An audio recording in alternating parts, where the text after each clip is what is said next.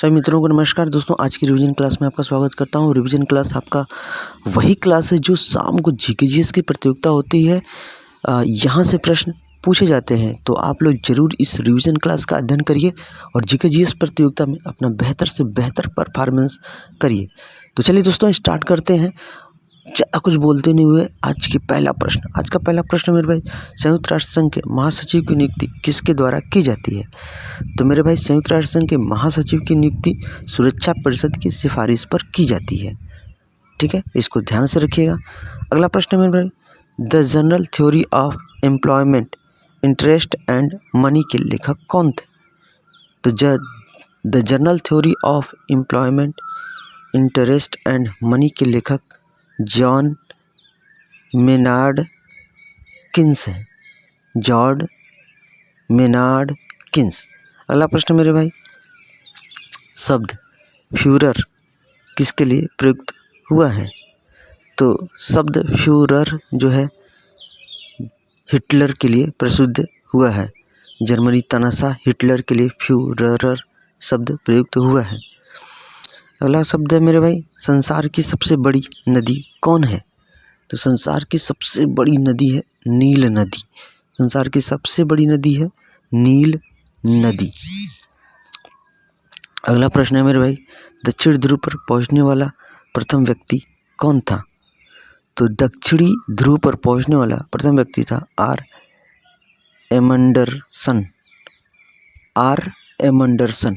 अब यहाँ पर कई ऑप्शन आपको दे सकता है, लेकिन आपको ध्यान रखना है आर एमंडरसन पे। अगला प्रश्न मेरे भाई, कैबिनेट मिशन भारत में किस वर्ष आया था? तो कैबिनेट मिशन भारत में 1946 में आया था। कैबिनेट मिशन भारत में 1946 में आया था। अगला प्रश्न मेरे भाई, स्वतंत्र भारत की लोकसभा का पहला अध्यक्ष कौन थे? तो स्वतंत्र भारत की लोकसभा के पहले अध्यक्ष थे जीबी मावलंकर। जीबी मावलंकर स्वतंत्र भारत के लोकसभा के पहले अध्यक्ष थे। और एक प्रश्न इनसे से जीबी मावलंकर से हाल ही में पूछा गया था कि गांधी टोपी पहनकर किसने सदन की अध्यक्षता की थी? तो वो भी थे जीबी मावलंकर। अगला प्रश्न है हमारे, भारतीय संविधान में कितने मौलिक कर्तव्य शामिल किए गए हैं? तो भारतीय संविधान में मेरे भाई 11 मौलिक कर्तव्य हैं। भारतीय संविधान में 11 मौलिक कर्तव्य हैं। अब मूल अधिकारों की बात करें तो मेरे भारतीय संविधान में मूल अधिकारों की संख्या 6 है। पहले 7 था, अब 6 हो गया। नेक्स्ट प्रश्न मेरे भाई, कि कलकत्ता विश्वविद्यालय किस शैक्षिक रिपोर्ट के माध्यम से अस्तित्व में आया था? तो कलकत्ता विश्वविद्यालय वुड का डिस्पैच, वुड, जॉन वुड एक अंग्रेज गवर्नर थे, इनके डिस्पैच से आया था। सॉरी, ये अंग्रेज गवर्नर तो नहीं थे, लेकिन इन्हें नियुक्त किया गया था विश्वविद्यालय के ऊपर रिपोर्ट देने के लिए। तो जॉन वुड का डिस्पैच से कलकत्ता विश्वविद्यालय अस्तित्व में आया था। अगला प्रश्न मेरे भाई, वायुमंडलीय दाब की नाम किससे की जाती है? वायुमंडलीय दाब की नाप किससे की जाती है? तो वायुमंडलीय दाब की नाप बैरोमीटर से की जाती है। अगला प्रश्न है, झाड़ी का एक उदाहरण है। कौन सा फूल झाड़ी का उदाहरण है? तो गुलाब जो होता है, गुलाब का पौधा होता है, वो झाड़ी का उदाहरण है। अब यहाँ पे कई चीज़ दे देगा, गेंदा का पौधा दे देगा, चमेली का पौधा दे देगा, लेकिन मेरे भाई गुलाब का पौधा झाड़ी का उदाहरण है। अगला प्रश्न है मेरे भाई, पंचायती राज किस सिद्धांत पर आधारित है? तो पंचायती राज व्यवस्था जो लागू किया गया है मेरे भाई, वो लोकतांत्रिक विकेंद्रीकरण के सिद्धांत पर आधारित है। लोकतांत्रिक विकेंद्रीकरण के सिद्धांत पर आधारित है। अगला प्रश्न मेरे भाई, काजू का सबसे बड़ा उत्पादक राज्य कौन सा है?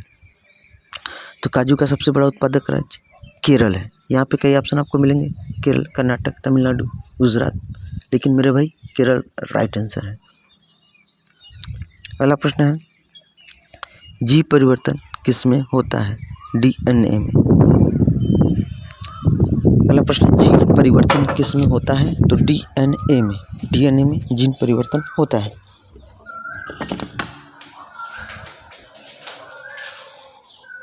अगला प्रश्न है हमारे, भारत में पश्चिमी तट का उत्तरी भाग जाना जाता है? भारत में पश्चिमी तट का उत्तरी भाग किस नाम से जाना जाता है? तो इसको बोलते हैं मेरे भाई कोंकण तट। कोंकण तट, पश्चिमी तट का उत्तरी भाग कोंकण तट के नाम से जाना जाता है। अगला प्रश्न मेरी, मौर्य के बाद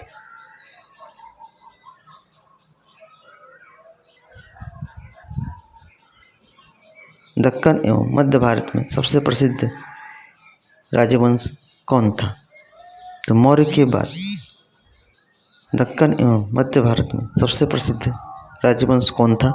तो इसके लिए राइट आंसर है मेरे भाई सातवाहन वंश। सातवाहन वंश। अगला प्रश्न है, राज्यों की सहायता अनुदान राजस्व अनुशंसित होता है? यानी राज्य को सहायता अनुदान राजस्व किसके द्वारा अनुशंसा की जाती है? तो वित्त आयोग द्वारा। वित्त आयोग द्वारा इसकी अनुशंसा की जाती है। अगला प्रश्न मेरे भाई, पारसियों का पवित्र ग्रंथ निम्नलिखित में से कौन है? तो जैन अवेस्ता। जैन अवेस्ता पारसियों का प्रसिद्ध पवित्र ग्रंथ है, जैन अवेस्ता। अगला प्रश्न मेरे भाई, आनुवंशिकता का नियमों के आविष्कारकर्ता कौन थे? यानी आनुवंशिकता के नियम किसने दिए थे? तो ये है मेरे भाई जॉन मेंडल।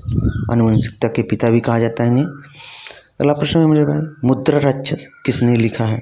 तो मुद्रा राक्षस किसने लिखा है ये आपको बताना है। इसके लिए राइट आंसर है मेरे भाई विशाख दत्त मुद्रा राक्षस के लेखक हैं। अगला प्रश्न है, किस देश ने उपग्रह को सबसे पहले सफलतापूर्वक अंतरिक्ष में भेजा था? तो संयुक्त,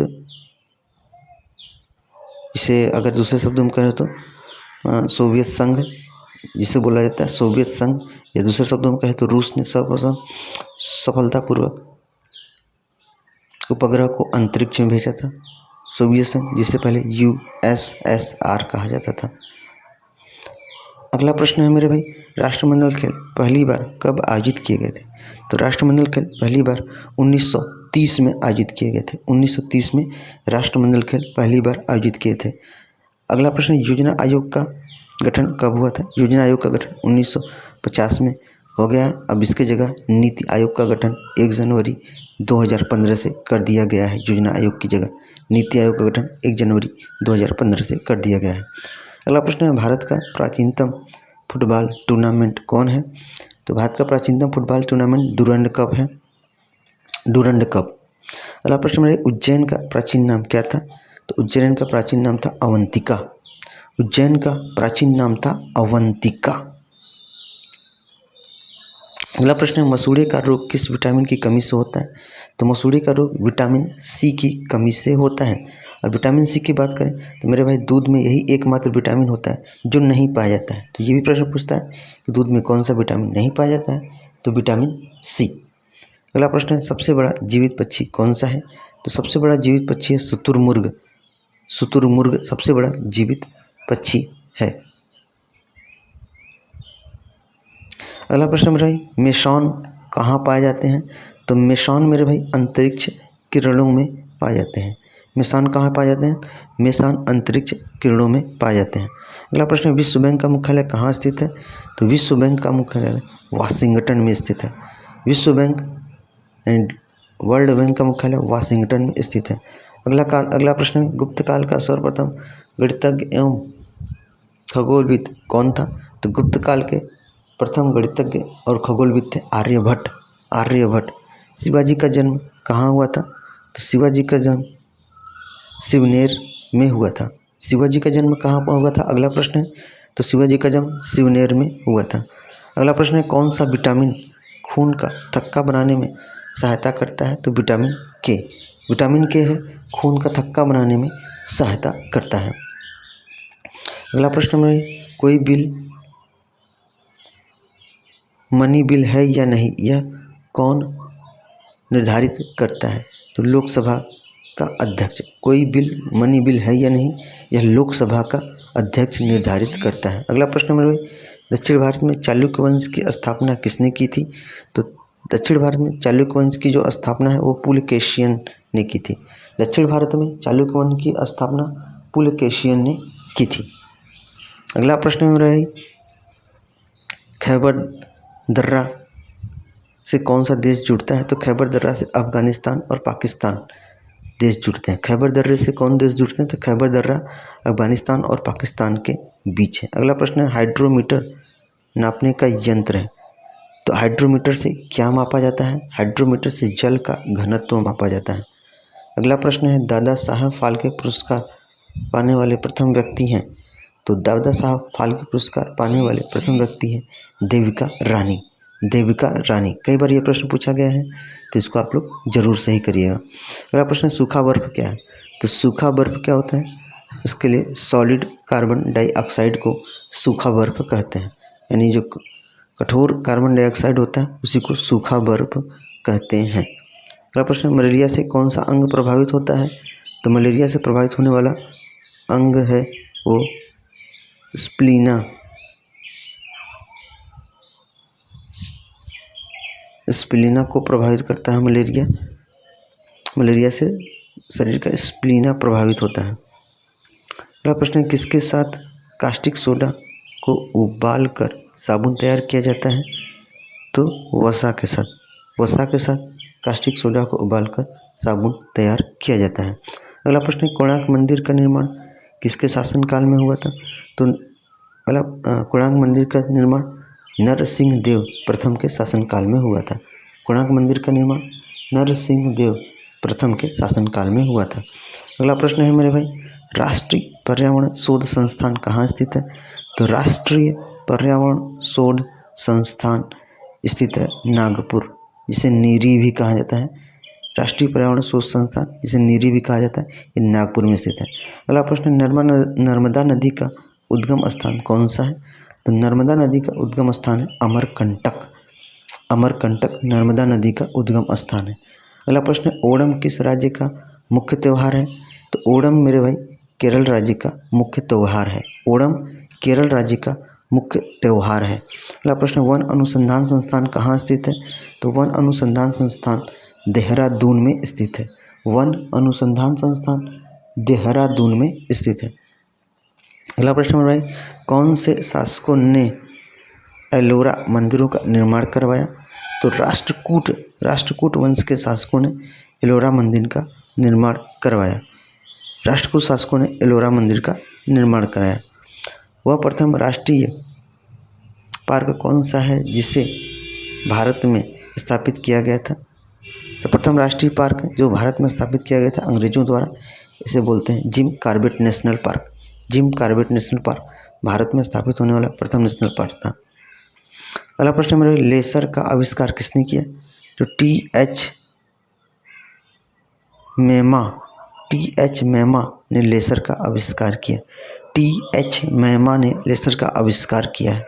अगला प्रश्न, शरीर का वह कौन सा अंग है जो कभी भी विश्राम नहीं करता है? तो मेरे भाई हृदय। शरीर का अंग है हृदय जो कभी विश्राम नहीं करता है। अगला प्रश्न है, जीने की कला आर्ट ऑफ लिविंग के प्रतिपादक और प्रचारक कौन है? जीने की कला आर्ट ऑफ लिविंग के प्रतिपादक और प्रचारक हैं श्री श्री रविशंकर।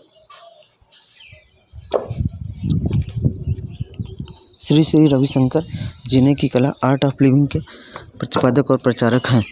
अगला प्रश्न है, भारतीय संविधान सभा की संघीय शक्ति समिति के अध्यक्ष कौन थे? तो भारतीय संविधान सभा की संघीय शक्ति समिति के अध्यक्ष थे पंडित जवाहरलाल नेहरू।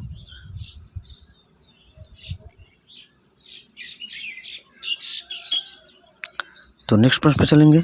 तो इसको यार बहुत ध्यान से रखिएगा, इंपॉर्टेंट प्रश्न है। जो भी इंपॉर्टेंट प्रश्न है यहाँ पर आपको शेयर कर दिए गए हैं और ये सारे प्रश्न आपके शाम की क्लास में ज़रूर रहेंगे, तो इसको आप लोग ज़रूर लर्न करके आइएगा ताकि प्रतियोगिता में अपने अच्छे से अच्छे प्रश्न करिएगा।